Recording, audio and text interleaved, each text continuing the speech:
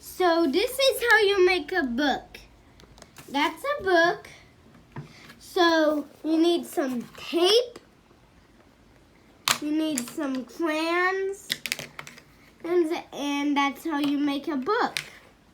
There's tape, crayons, and you have to draw pictures. The pictures are how you do it. So look, that's a book. So, if you could see here, this is the book. This is a book.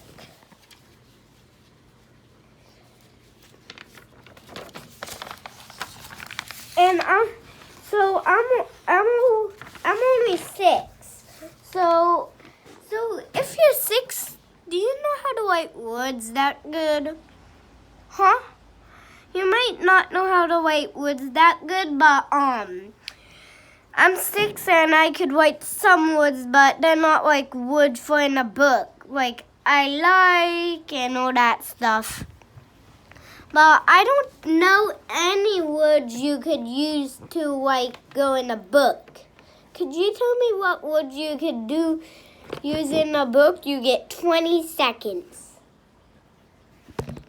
So there's just some seconds to do it. And my name is Ryan, and I'm 6, and I like to do cool things. Goodbye.